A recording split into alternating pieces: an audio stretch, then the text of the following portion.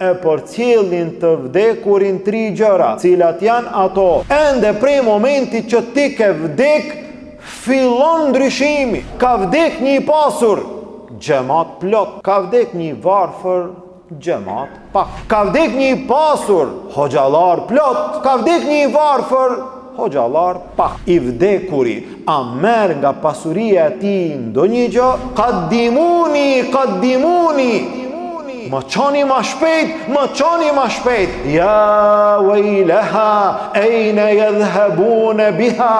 Ah, mjerë për këte, ku jeni duke e qu? Nata e par në Vareza. Allahu na e lehtësoft të gjithëve këtë natë. Innal hamdalillah, nahmaduhu ta'ala wa nasta'inuhu wa nastaghfiruh. ونعوذ بالله من شرور أنفسنا ومن سيئات أعمالنا من يهده الله فهو المهتد ومن يضلل فلا هادي له وأشهد أن لا إله إلا الله وحده لا شريك له وأشهد أن محمدا عبده ورسوله اللهم صل على محمد وعلى آل محمد كما صليت على إبراهيم وعلى آل إبراهيم إنك حميد مجيد اللهم بارك على محمد وعلى آل محمد كما باركت على إبراهيم وعلى آل إبراهيم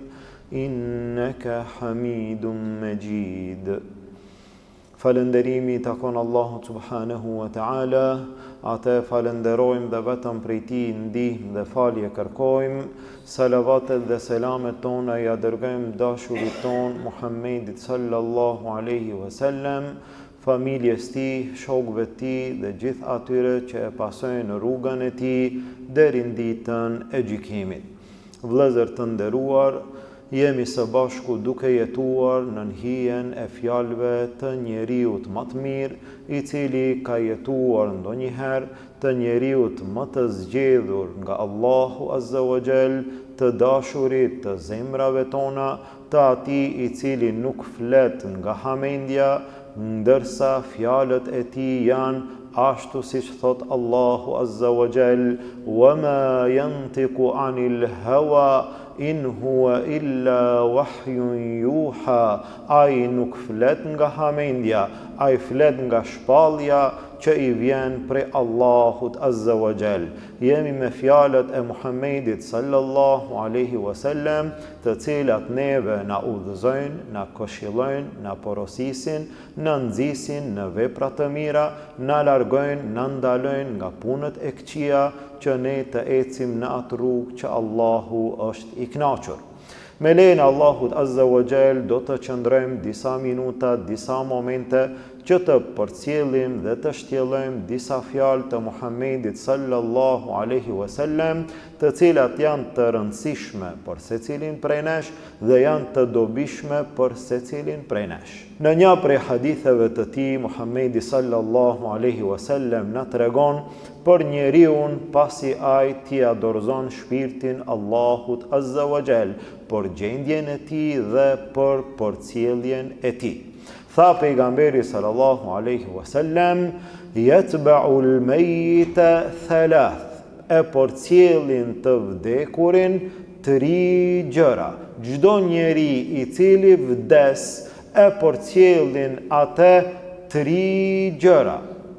2 prej tyre kthehen dhe 1 prej tyre mbetet me të vdekurin. Pra kështu na thot pejgamberi sallallahu alaihi wasallam, e përcjellin të vdekurin 3 gjëra. 2 prej tyre kthehen dhe 1 mbetet me të vdekurin. Kush e përcjell atë?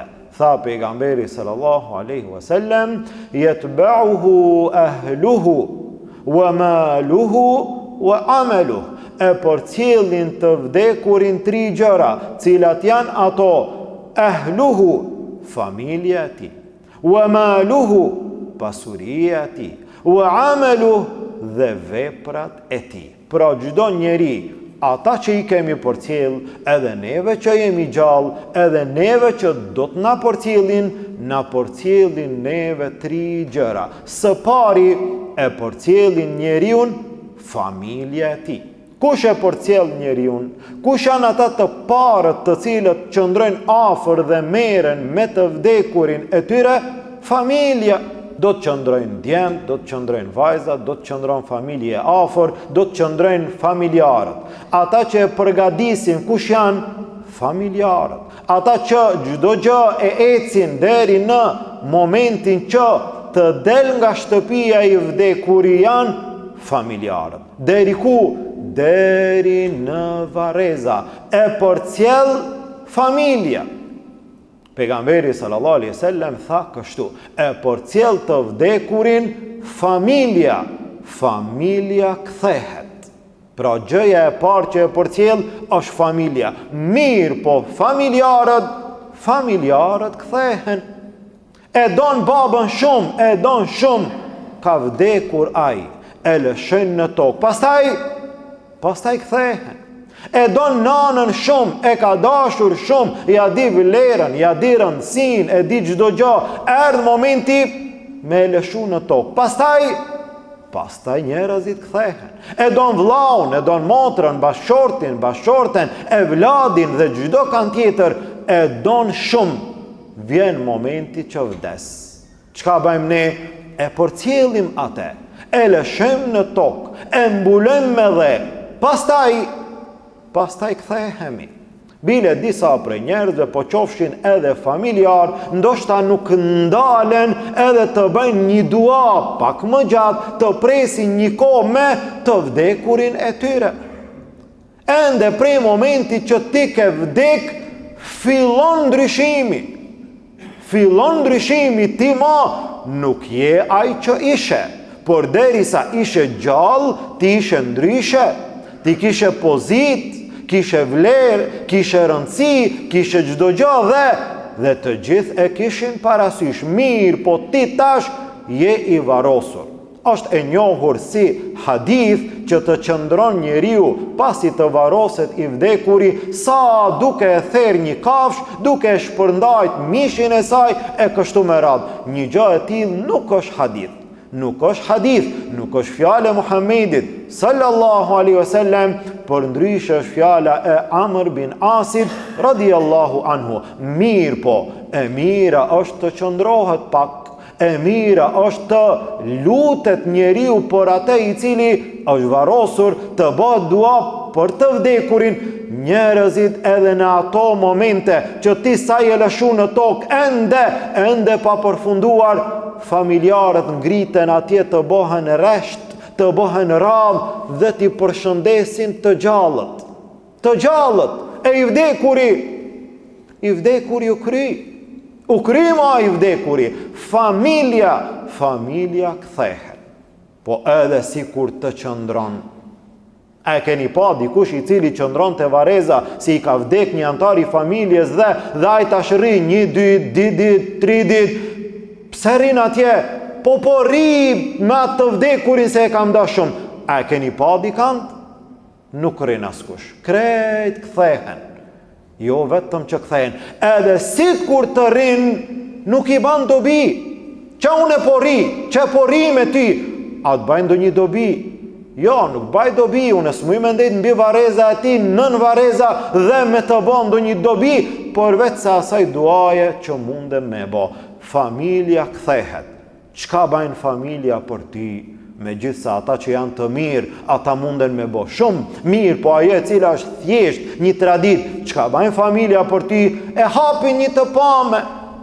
Dhe nëse është 3 ditë, është mirë deri diku. Nëse është 5 ditë, familja ka bo pak ma shumë për ty. Me bo 7 ditë, atëherë ka bo familja një punë të madhe për ty, e cila realisht nuk ka të bëj nga ana e fes, as gjo, as nga Kurani, as nga Suneti, është thjesht një tradit.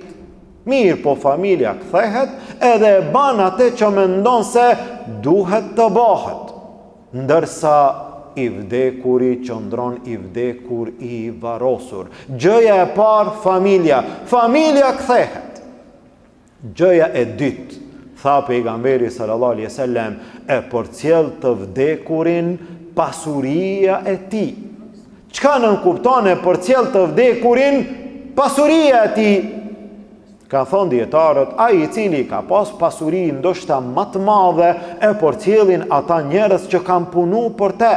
Pasuria e tij punëtorët. Pasuria e tij më herët rob që i ka pas janë shit janë ble e kanë përcjell atë. Pasuria e tij nënkupton në këtë mënyrë. Disa kanë thonë ndikimi i pasurisë që është ende në xhamat, në popull, ndoshta edhe në hoxhallar. E përcjell familja, familja kthehet. E përcjell pasuria. Si e përcjell pasuria? Ka vdek një i pasur, xhamat plot. Ka vdek një varfër, xhamat pak.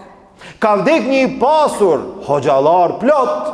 Ka vdek një i varfër, hoxhallar pak. Ky është ndikimi i pasurisë që njerëzit e përcjellin atë. E përcjell pasuria. Mirë po, a merr nga pasuria e tij ndonjë gjë? I vdekuri, a merr nga pasuria e tij ndonjë gjë? Shtëpia mbetet, vetura mbetet, veshmbathja mbetet, toka mbetet, biznesi mbetet, telefoni më i riu mbetet, ora më e shtrenjtë mbetet atje. Çdo gjë që ka investuar në aspekt të dunjas mbetet në dunja. Pasuria kthehet. Mbetet me te vetëm një qefin i cili nuk ka xhepa. Nuk merr me vete i vdekuri asgjë. Siç kishte lënë porosi një prej mbretërve të pasurve që kur të vdes ma leni dorën jashtë varit ma leni dorën. Për çfarë arsye? Le ta shohin krejt le ta shohin se mbreti mbret nuk ka marrë me vete nga pasuria e dunjas asgjë. Nuk merr nga pasuria. Familja e përcjell, familja kthehet. Pasuria e përcjell, pasuria kthehet. E kush mbetet me te, tha pejgamberi sallallahu alaihi wasallam, fayarji'u ahluhu wa maluhu wa yabqa amalu. Familja kthehet, pasuria kthehet, mbeten me te veprat e tij. Nga gjithë kjo i mençuri, nga gjithë kjo besimtari e kupton cilës gjë duhet mi dhënë më shumë ti rëndësi. Cilës gjë duhet t'i japim më shumë ti rëndësi. Familjes i japim rëndësi aq sa i takon. Pasurisë, punës i japim rëndësi aq sa i takon. Veprave, nga se vetëm veprat e njeriut do të mbeten me njeriun. Vetëm ato do të mbeten prej momenti që njeriu niset. Njerëzit e marrin tabutin, e marrin të vdekurin që ta çojnë në vareza. Pejgamberi sallallahu alaihi wasallam tha, nëse ka qenë i mirë, ai thot, qaddimuni, më çoni më shpejt. Pse? Ai e di shpërblimin.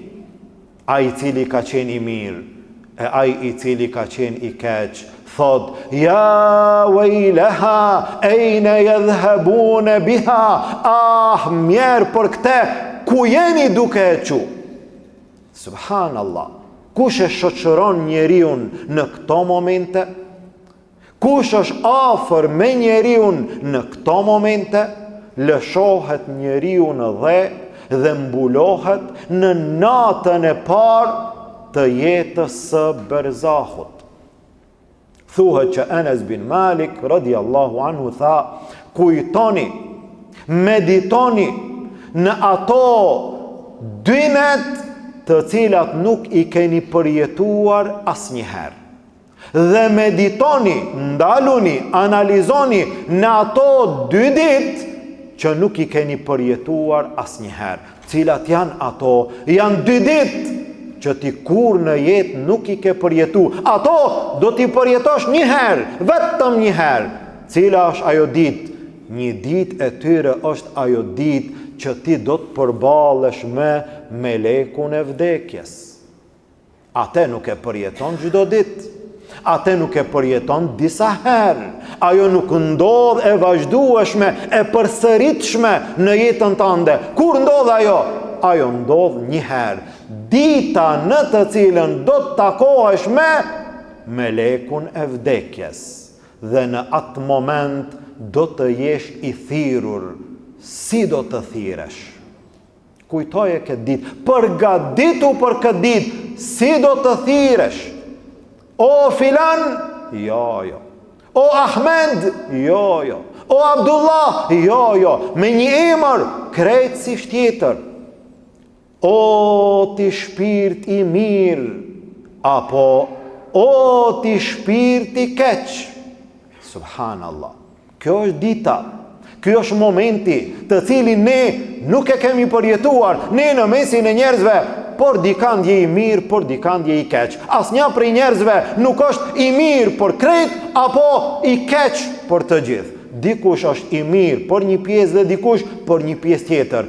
Te meleku i vdekjes nuk vlen gjitha këto gjëra të tjera të dunjas, nuk vlen. Je i mirë, o ti shpirt i mirë. Je i keq, Allahu na ruajt. O ti shpirt i keq.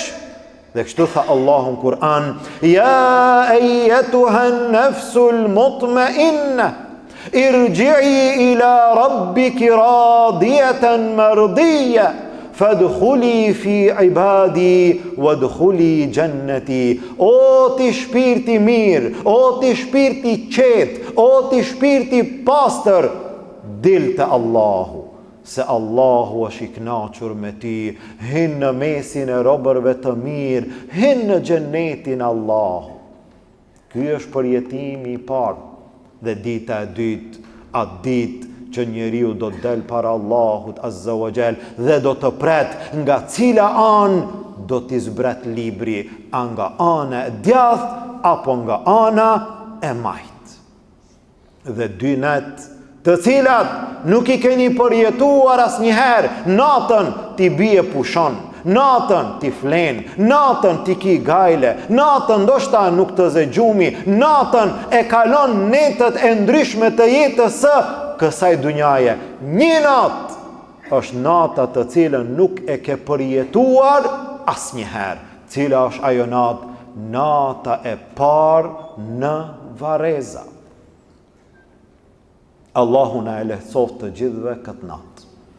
Allahu natën e varit na e boft dritë me imanin ton, me veprat tona, me adhurimet tona. Një natë të cilën ne nuk e dim, një natë të cilën ne nuk e kemi përjetuar, një natë që ne nuk e kemi shijuar. Vjen momenti që ti lëshohesh dhe mbulohesh.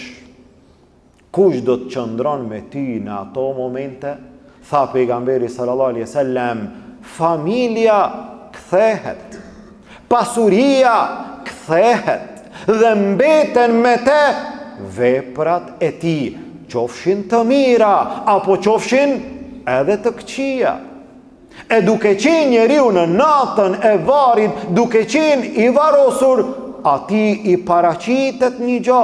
Çka do t'i paraqitet? Ajo të cilën e ka vepruar në dunja, në formë të ndritur, në pamje të bukur. Atëherë ky njeri i thot: men ent, kush je ti? Se pasha Allahun kjo fytyra jote nuk tregon përveç se hajr. Ti je këtu për hajr. Kush je ti? Përgjigjet edhe thot: ana amaluka salih, unë jam puna jote e mirë. Puna jote e mirë. Kjo do të shoqëron në ahiret. Ky namazi që ti e duke e falë sonte. Ky agjërimi që ti sot ka agjëru për Allahun.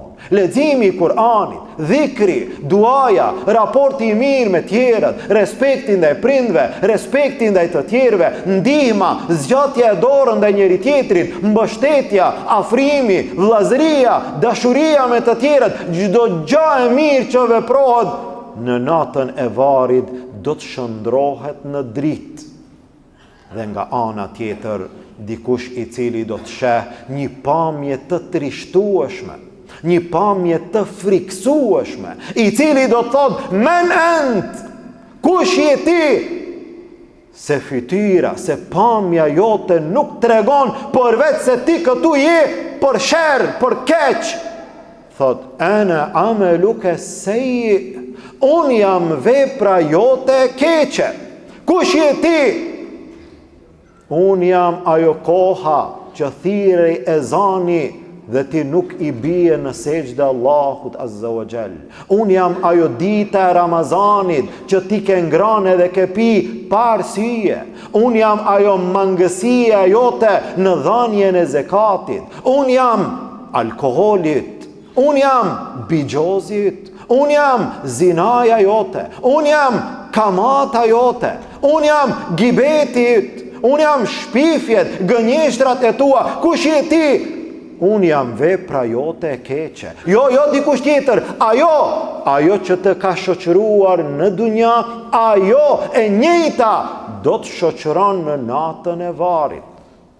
Subhanallah. E besimtari duhet të përgatitet. Besimtari në çdo ditë, në çdo moment, në çdo kohë, nuk duhet të jetë prej atyre që e neglizhon, e harron këtë çështje, nga se kjo është kryesore, kjo është thelbësore, që ne të përgatitemi, e për cjell të vdekurin familja kthehet. E për cjell të vdekurin pasuria kthehet. Dhe këto të dyja janë shkaku kryesor që në shumicën e rasteve njeriu dështon në të tretën duke u marrë me të parën dhe të dytën. E këtu pejgamberi sallallahu alaihi wasallam të tregon cila është më e rëndësishme. Cila është ajo që ti duhet t'i kushtosh kujdesin më të madh, kujdesin më të veçantë në jetën tënde. Cila është ajo? Për shkak të parës, familjes, dhe për shkak të dytës, pasurisë, njeriu dështon në të tretën në veprat e tij. Sa prej njerëzve nuk janë në gjendje të falen? Pse nuk falet? Se është në punë. Pse është në punë? Se duhet të merr rrogë. Për çfarë? Që ta mban familjen, që t'i ushqen fëmijët. Kjo është krejt në rregull, ama nuk falet se është në punë, ky ka dështuar. Nuk agjeron se është në punë, ky ka dështuar. Për shkak të familjes, për shkak të pasurisë, nuk lihet anash feja Allahut Azza wa Jall. Nuk humbet xheneti për askand. Këtu duhet të jemi të qartë. Se cili prej nesh ka familje. Edhe ti edhe unë. Edhe ti e do në babën, edhe ti e do në nanën, edhe ti e do bashorten, edhe ti e do evladin. Ma shumë se xhenetin? Jo, vallaj. Jo. Muslimani nuk është në gjendje të hynë në xhehenem për askand. Jo. Mos i jep përparësi dikujt. Askujt, këtu s'ka përjashtim. Askujt. Mos i jep përparësi dhe me i thon indirekt dhe jo në mënyrë të drejtë për drejtë. Ama une për ty do të hy edhe në xhehenem. Jo vallahi. Jo. Une për asnjë, për askand, s'muj me hy në xhehenem. Jo vallahi. Une s'muj me lën namazin se fëmijët s'kan çka me ngronë. Fëmijët do të hajnë. Fëmijët nuk e kanë riskun të one, fëmijët e kanë riskun nga Allahu. Ne do të mundohemi, ne do të punojmë, ne do të angazhohemi, ama une me hin xhehenem për ty, jo vallahi për asnjë. Me hum xhenetin për ty, jo vallahi për asnjë. Po familja u kthy. Ti u varose, familja u kthy. Ku janë? Ku është familja sot në momentin që ti varosesh? Fatkeqësisht në sa raste familja edhe të haron. Pasha Allahun të haron. Të harojnë edhe fëmijët e tu. Jeta e kësaj dunjaje është kështu. Jo me qëllim, jo që nuk të duan, jo që nuk të vlerësojnë, jo që nuk të adin hakun, ama ti ke vdek nesër. Ndoshta jo nesër bukfal, pas një jave, pas 2 jave, do t'i shohësh fëmijët, familja të cilët do të qeshen. I shohim, pse? Po pse ke vdek ti nuk do të vdesin krejt? Kanë vdekuna, krejt do të vdesin. Jo, vallai nuk vdesin, do të vazhdojnë. Në momentin që do të vazhdojnë, ata do të jetojnë jetë normale. Pas pak ditëve sikur nuk ka ndodhur asgjë. Mos të flasim në raste të caktuara që ende në të pame, hala në të pamen tënde familjarët qeshin.